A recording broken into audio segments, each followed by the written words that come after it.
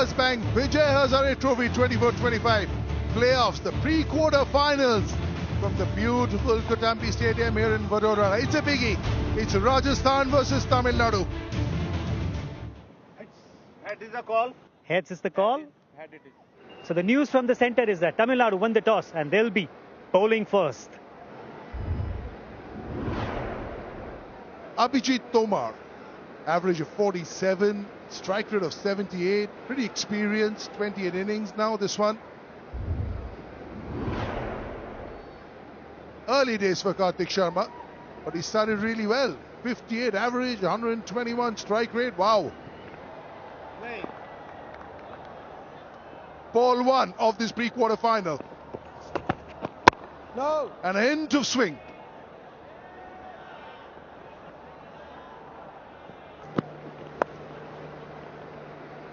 Run आएंगे यहाँ पर, रन आएंगे और वो भी 4 रन के रूप में.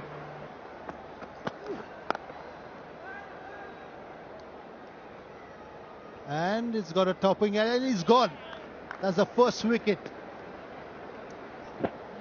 देखिए पुल करना चाहते थे क्योंकि दबाव आ रहा था, रन नहीं बन रहे थे.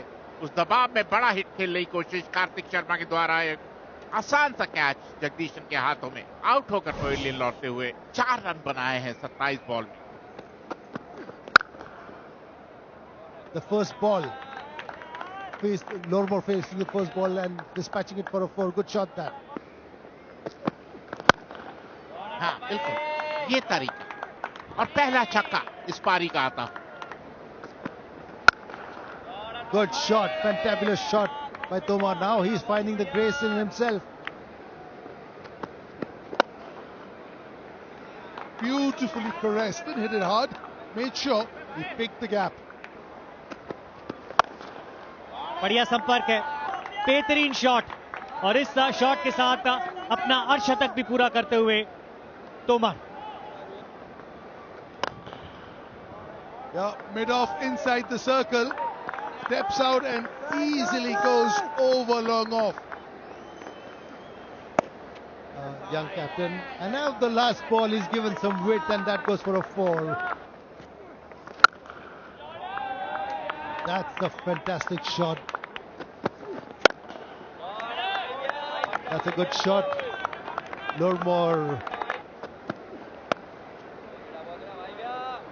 And that's a 50 or 43 for Lormor. लाजवाब शॉट, बहुत सहजता से खेल दिया इस शॉट को. चलिए पहले इस 1 रन की महत्वता देख लीजिए.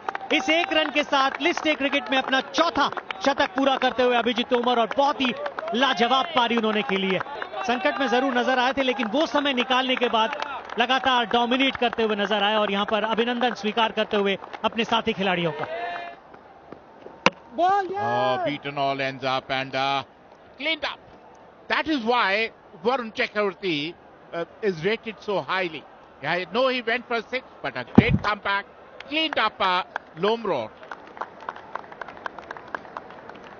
बैपा लोमरोर आउट हुए 60 रन बनाकर 184 पर 2 है अब राजस्थान. देखिए वो दबाव जिसके बारे में बात कर रहे थे, जहां ही गेंद विकेट के बीच में खत्म हुआ वो चिंता का सबब बन गया दीपक हुडा के लिए. अगर इस शॉट को दोबारा देखेंगे तो अपने आप से नाराज नजर आएंगे क्योंकि वो जो लेंथ था वो इस शॉट को खेलने के लिए बिल्कुल नहीं था, और वरुण चक्रवर्ती वो ही करते हुए जिसके लिए वो जाने जाते हैं. So it's a big wicket gone. Very big blow to Rajasthan. Deepak Huda out for 7. 192 for 3, Rajasthan. That's nicely played. Beautifully hit. Through covers for 4. लाजवाब, बेहतरीन कदमों का इस्तेमाल और लाजवाब shot.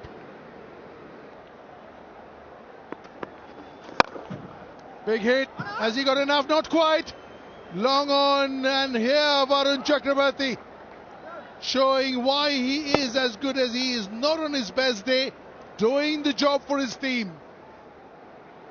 It's been a brilliant innings. Tough early on, but he was superb. 1-1-1 is what he's made. Rajasthan lose their 4th for 209. just found that short third fielder against the run of play. Again, when they were stepping on the accelerator, losing wickets at the wrong time, which is why that face is of utter anguish. Brilliant. Short innings, 35 of 28. Rajasthan 242 for 5. Fantastic catch. And this is what Varun Chakravarti is known for. In his second spell, he's changed the whole scenario as far as this game is concerned. Rajasthan was cruising, but in his second spell, coming back and getting the all-important wickets. Ajay 2 run बनाकर out, 258 पर 6 Rajasthan. Look at that, it's all happening now. Playing absolutely all over it and giving an impression that it turned. समर्पित जोशी के लिए 15 run उन्होंने बनाए, 260, 7 wicket के नुकसान पर राजस्थान. अपील जरूर, क्या पहले पैड पे लगा कि बैट पे लगा? He's taken the review.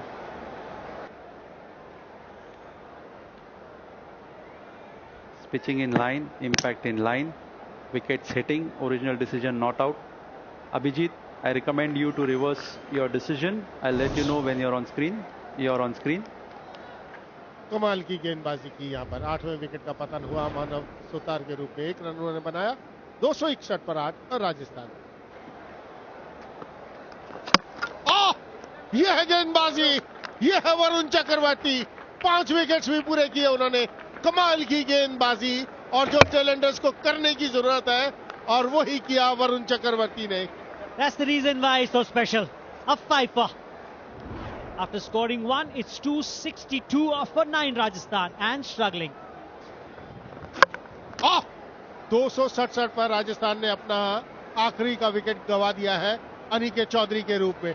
Successful bowler Varun Chakravarti there, but this last wicket going to Sandeep Warrior. Aniket Chaudhary, the last one going down for Rajasthan, making only 2 to 267. So this is where we stand after the first inning. When Tamil Nadu come to bat, they'll be needing 268 to win this game and get into the quarterfinals. और अब तमिलनाडु को लक्ष्य 268 का 50 over. Tushar Raheja, early days for him, young cricketer, averaging 38, very good strike rate for 50 overs cricket. Jagadeeshan, ball 1 it is from Khalil, and he'll go for 4. So much difference between the morning and the afternoon. You couldn't have played this shot in the morning, could you? Good old Mike Proctor. Wrong foot.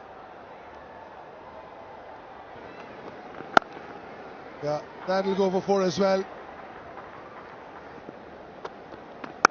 एक बार फिर हवा में कोई मौका नहीं. Back to back, deep boundaries. And that's gone for 4 again.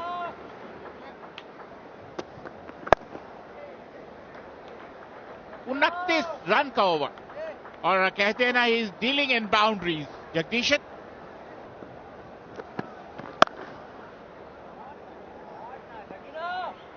And that's gone for 4.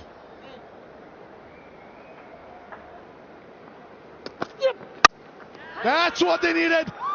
Beach of an in-swinger to the left-hander. This is the reason he plays in the IPL. This is the reason he's in the periphery of the Indian team.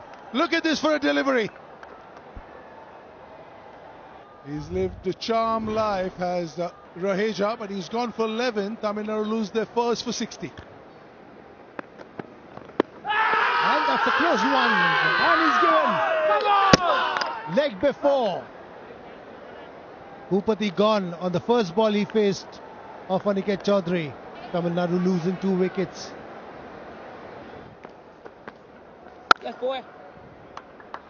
एक और शानदार अर्धशतक जगदीशन के नाम. एक शतक लगा चुके हैं इस सीजन में. जम्मू कश्मीर के खिलाफ लगाया था वो शतक.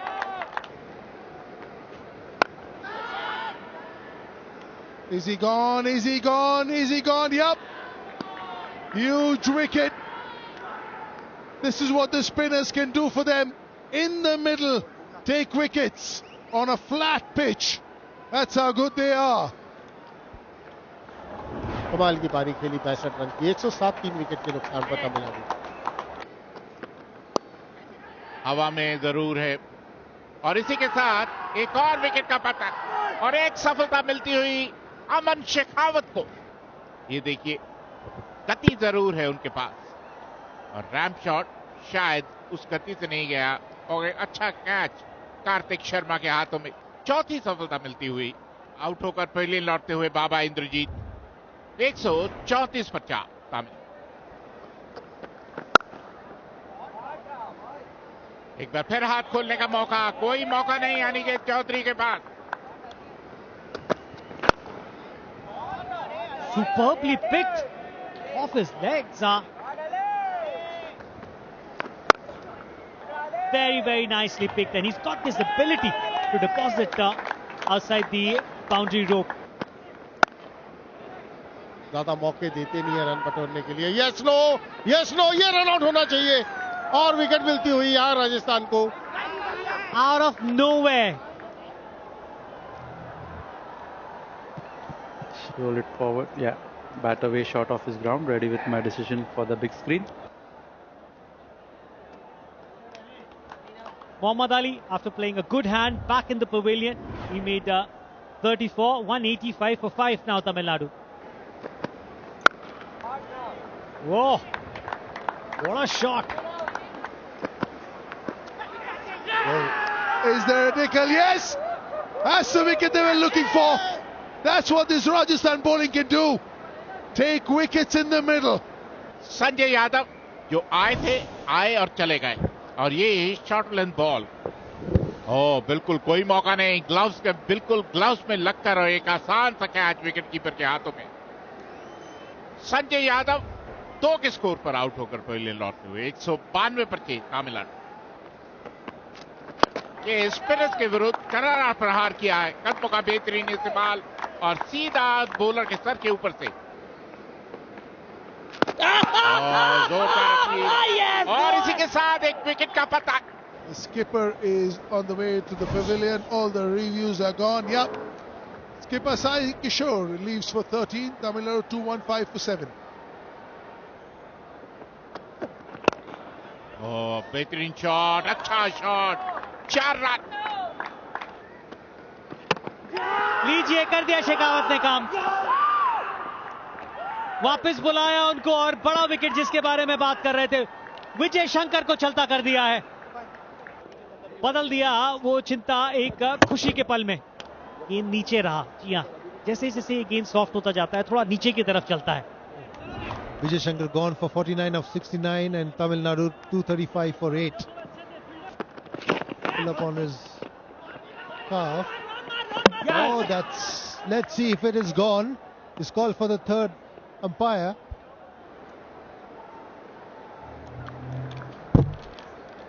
This wicket is down. Bat is in the air. Out ही आएगा। ये किया क्या है वॉरियर ने, वो खुद नहीं समझ पाए होंगे। ये किस तरीके की छटपटाहट थी जो इस गेंद के ऊपर वो रन लेना चाहते थे। संदीप वॉरियर 2 रन बनाकर आउट, 238 पर 9 है अब तमिलनाडु।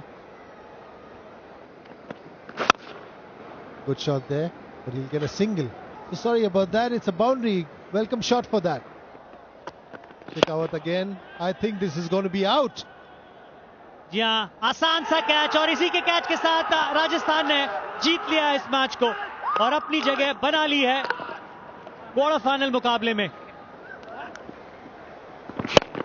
बाउंस, जी हाँ, उसको नियंत्रण में नहीं रख पाए और हम इस चीज का जिक्र कर ही रहे थे कि वो लेंथ आपको थोड़ा सा पीछे रखना पड़ेगा वरुण चक्रवर्ती के खिलाफ।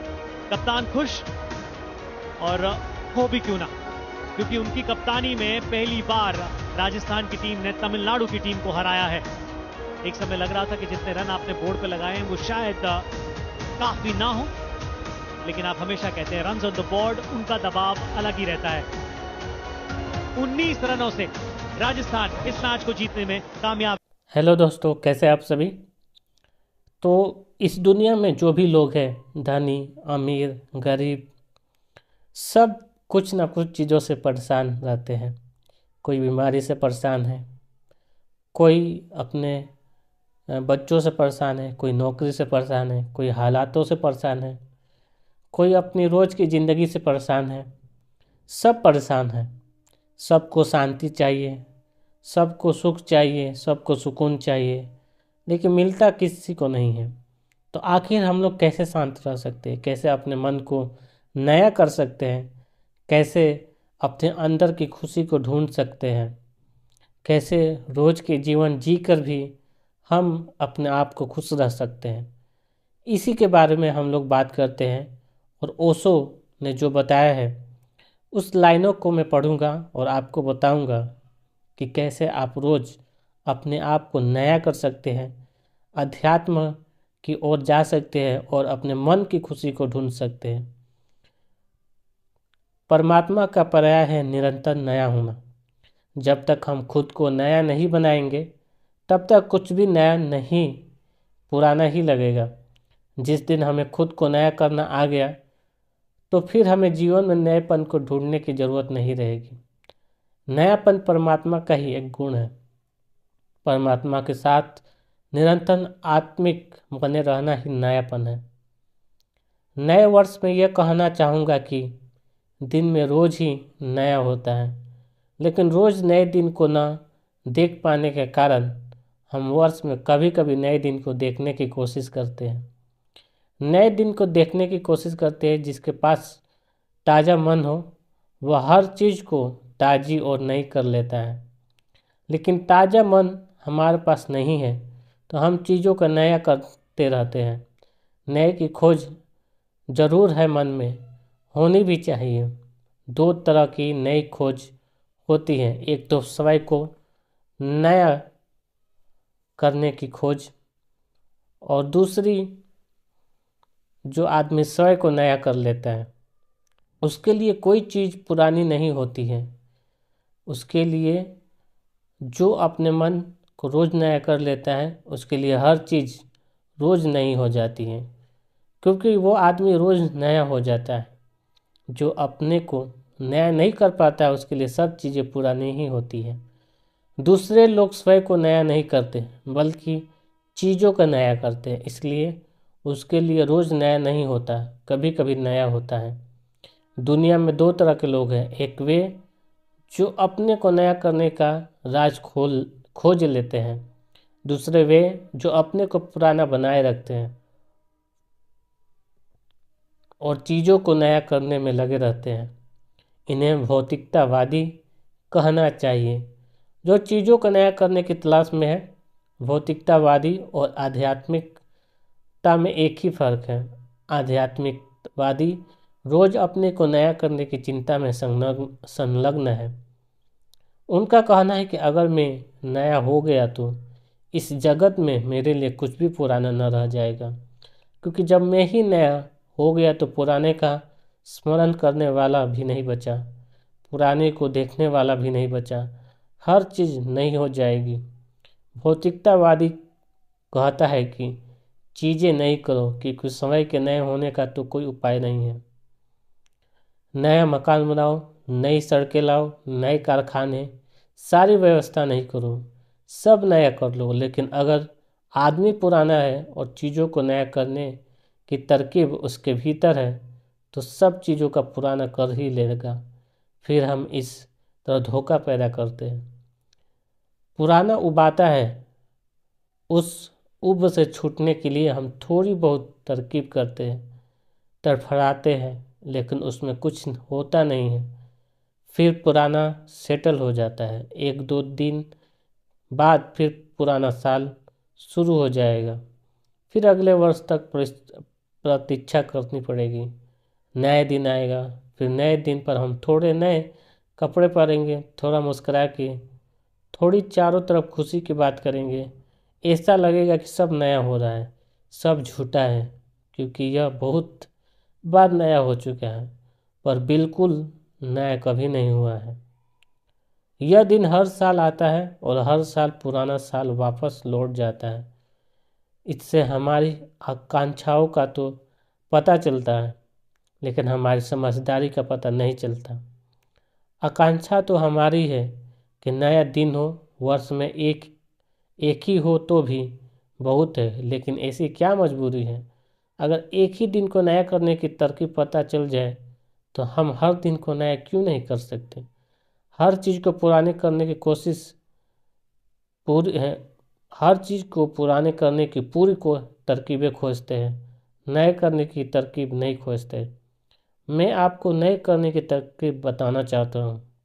अगर आपको एक बार राज समझ में आ जाए कि चीज़ों का नया कैसे करना है तो आपकी ज़िंदगी इतनी खुशियों से भर जाएगी कि अलग से खुशियाँ के फूल खरीदने की ज़रूरत नहीं रह जाएगी।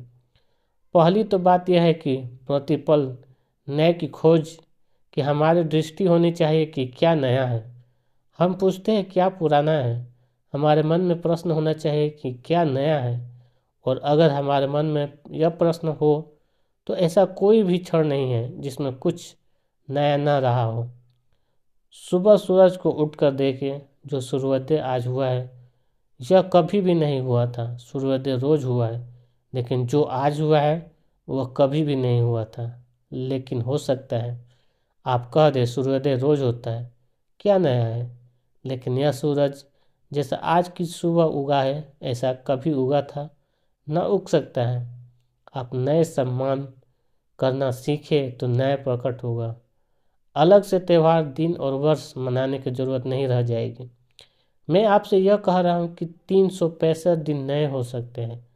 प्रतिफल नया हो सकता है। नए की तैयारी और नए का सम्मान और नए के लिए मन का द्वार खुला होना चाहिए। जो व्यक्ति एक बार नए के लिए अपने मन के द्वार को खोल लेता है, आज नहीं कल वो पाता है कि नए के पीछे परमात्मा प्रवेश कर गया। क्योंकि अगर कुछ है तो जो निरंतर नया है उसी का नाम परमात्मा है। अब हम बात करते हैं विवेकानंद की कुछ कही बातें।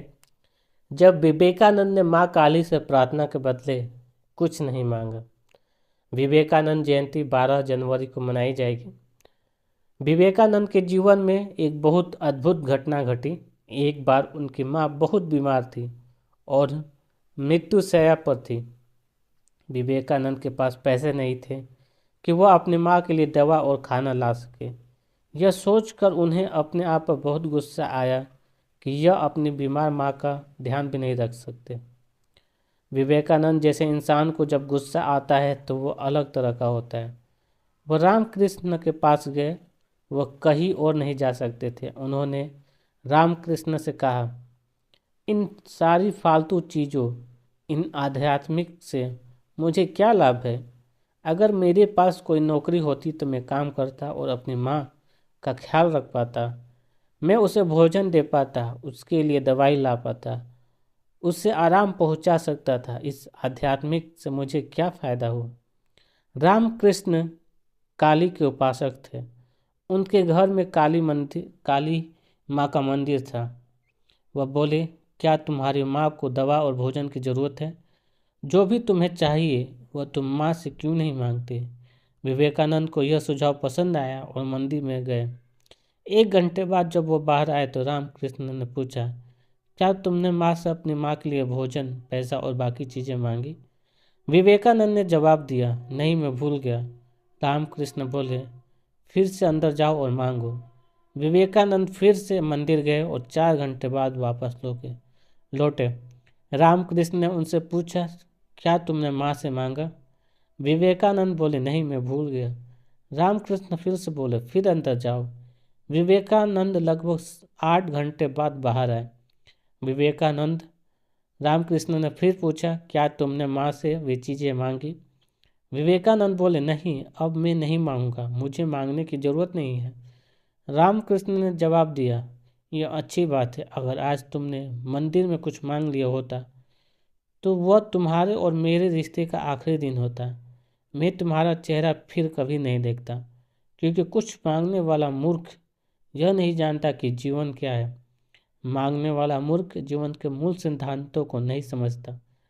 प्रार्थना एक तरह का गुण है। अगर आप प्रार्थना पूर्ण बन जाते हैं तो यह होने का एक शानदार तरीका है। लेकिन यदि आप इस उम्मीद से प्रार्थना कर रहे हैं कि इसके बदले आपको कुछ मिलेगा तो यह आपके लिए कारगर नहीं होता है। 13 जनवरी को शाकंभरी जयंती है। देवी शताक्षी ये आदिशक्ति माँ शाकंभरी है। पौराणिक मान्यताओं के अनुसार आदिशक्ति ने ही अयोनिजा रूप में शताक्षी अवतार ग्रहण किया था। शताक्षी यानी 100 नेत्रों वाली देवी ही शाकंभरी है। यह दुर्गा का सौम्य अवतार है। देवी शाकंभरी को आदिशक्ति जगदम्बा का ही एक रूप माना जाता है। कहीं इन्हें 4 भुजाधारी तो कई अष्टभुजाओं वाली देवी के रूप में दिखाया जाता है। पौष मास की पूर्णिमा तिथि को शाकंभरी जयंती मनाए जाने के कारण इसे शाकंभरी पूर्णिमा भी कहा जाता है। महाभारत के 9 वर्ष में वर्णन है कि शाकंभरी देवी ने शिवालिक पहाड़ियों से 100 वर्ष तक तपस्या की थी। तप के दौरान वह महीने में एक बार ही शाकाहारी आहार लिया करती थी। उनकी कृति सुनकर एक बार कुछ ऋषि उनके दर्शन के लिए गए। उन्होंने ऋषियों के स्वागत में भोजन के रूप में शाक ही परोसा। तभी से वे शाकंभरी के नाम से जाने लगी। भागवत पुराण के अनुसार एक बार पृथ्वी पर अनेक वर्षों तक वर्षा नहीं हुई। भयानक सूखे से त्रस्त लोगों ने कष्टों को देखकर सभी ऋषि मुनियों ने देवी की आराधना की। तब आदिशक्ति जगदम्बा ने शाकंभरी रूप में अपने शरीर से उत्पन्न शाक से ही संसार का भरण पोषण किया। इस प्रकार उन्हें संसार को नष्ट होने से बचाया। एक अन्य प्रचलित कथा के अनुसार पार्वती ने शिव को पाने के लिए कठोर तप किया। तप के दौरान वे एक समय भोजन के रूप में शाक सब्जियां ही खाती थी, इसलिए उनका एक नाम शाकंभरी हो गया। अन्य पौराणिक कथाओं के अनुसार एक बार दुर्गम दैत्य के पिता रुरुद के मन में विचार आया कि देवताओं की सारी शक्ति वेदों में है। यदि उनसे वेद छीन लिए जाए तो वे निर्बल हो जाएंगे। यह विचार उसने अपने पुत्र के सामने रखा। दुर्गम ने अपने पिता के बात से सहमत होते हुए वेदों को पाने के लिए ब्रह्मा की आराधना शुरू कर दी। उसके कठोर तप से प्रसन्न होकर ब्रह्मा ने असुर दुर्गम को चारों वेदों के साथ देवताओं को परास्त करने का वरदान भी दे दिया। वेदों के असुर के पास जाते ही देवताओं का बल क्षीण हो गया। वेदों का ज्ञान विस्मृत हो जाने के कारण ऋषि मुनि यज्ञाद्री करना भूल गए। उनकी शक्ति क्षीण होता देख दुर्गम के अत्याचार और भी बढ़ने लगे।